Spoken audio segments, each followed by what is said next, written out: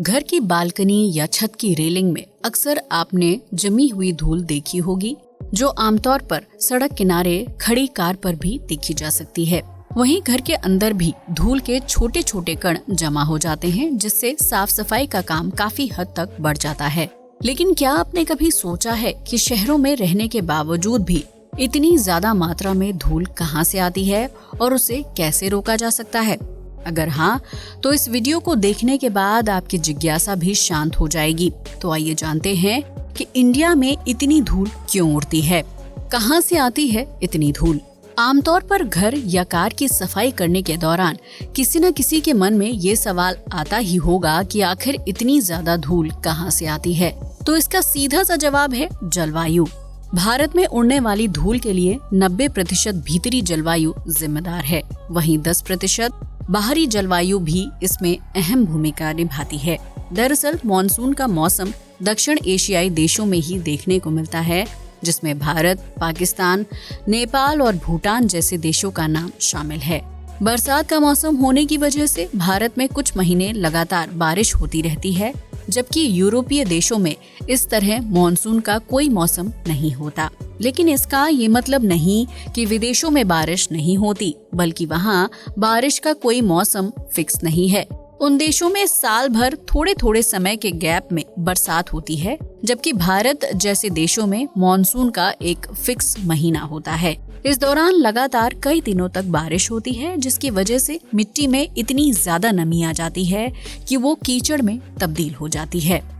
भारत में मॉनसून आने का सबसे बड़ा कारण है बंगाल की खाड़ी और अरब सागर से आने वाले बरसाती बादल, जिससे अलग अलग राज्यों में जुलाई से सितंबर के बीच सबसे ज्यादा बारिश होती है। इस बरसात की वजह से सूखे जंगल, पेड़ पौधे खिल जाते हैं और चारों तरफ हरियाली छा जाती है। लेकिन बारिश का सीजन खत्म होते ही ये पेड़ पौधे धीरे धीरे मुरझाने लगते हैं और जमीन अपनी नमी खो देती है। कई सालों से बदलते मौसम की लगातार चल रही इस प्रक्रिया की वजह से भारत की मिट्टी काफी ढीली यानी लूज हो जाती है, जिसकी वजह से हल्की सी हवा मिलने पर मिट्टी डस्ट के रूप में उड़ने लगती है। दरअसल बरसात के मौसम में उगे पेड़ अपनी जड़ों से मिट्टी को अंदर से ढीला कर देते हैं, जिसकी वजह से बारिश खत्म होने के बाद गर्मी के मौसम में मिट्टी की नमी धीरे धीरे खत्म हो जाती है और वो डस्ट के रूप में तब्दील हो जाती है। इस तरह हवाओं के जरिए सूखी मिट्टी डस्ट के रूप में वातावरण में घुल जाती है और एक जगह से दूसरी जगह तक ट्रैवल करती है। वहीं विदेशों में साल भर होने वाली बारिश और कम गर्मी पड़ने के कारण मिट्टी की नमी बनी रहती है, जिसकी वजह से मिट्टी धूल के कणों में परिवर्तित नहीं होती है। वहीं अगर भारत की बात करें तो तेज बारिश के बाद ठंड का मौसम और फिर झुलसा देने वाली गर्मी मिट्टी की नमी को सोखने का काम करती है। पूरे भारत में कैसे फैलती है धूल?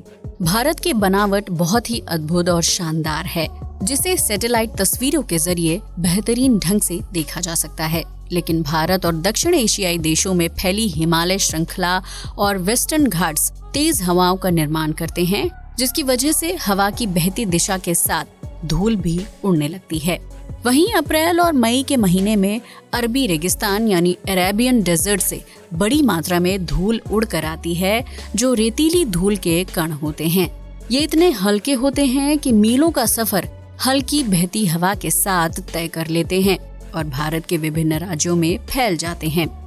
धूल के इन कणों को सैटेलाइट की मदद से हवा में उड़ते हुए भारत की तरफ आते हुए देखा जा सकता है। ये बाहरी जलवायु का वो 10% भाग है, जिसकी वजह से भारत में डस्ट होती है। इसके अलावा राजस्थान के थार रेगिस्तान से भी गर्म हवाओं के साथ बड़ी मात्रा में धूल के कण उत्तरी भारत में आते हैं, जिसकी वजह से कई राज्यों को धूल भरी आंधी का भी सामना करना पड़ता है। ऐसा नहीं है कि धूल का फैलाव सिर्फ ग्रामीण या खुले इलाकों में होता है, बल्कि ये शहरों में भी बड़े पैमाने में मौजूद होती है। सड़क पर चलती गाड़ियों से उड़ने वाली धूल सेहत के लिए हानिकारक तो होती ही है, साथ में गंदगी फैलने का काम भी करती है। शहरों में धूल उड़ने का सबसे बड़ा कारण है अनियंत्रित निर्माण कार्य और प्रदूषण। अगर हम सिर्फ दिल्ली की ही बात करें तो यहाँ अलग अलग जगहों पर एक समय पर 200 से भी ज्यादा बड़े निर्माण कार्य किए जाते हैं। लिहाजा उनसे निकलने वाली धूल शहरी जीवन को मुश्किल बना देती है। शहरी जीवन को आसान बनाने के लिए मेट्रो, फ्लाईओवर, अंडरपास और सबवे जैसे बड़े निर्माण किए जाते हैं, जिसकी वजह से ईंटों और सीमेंट के कण धूल में तब्दील हो जाते हैं। इसके अलावा फैक्ट्रियों और गाड़ियों से फैलने वाला प्रदूषण भी हवा को खराब करने के साथ साथ धूल का निर्माण करने के लिए जिम्मेदार होते हैं।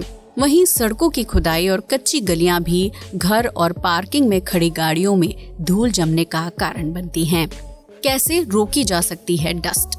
भारत में डस्ट के निर्माण और उसके फैलाव की प्रक्रिया काफी हद तक जलवायु पर निर्भर करती है, क्योंकि इंसान कितना ही मॉडर्न क्यों न हो जाए, लेकिन वो मौसम को परिवर्तित करने का काम नहीं कर सकता।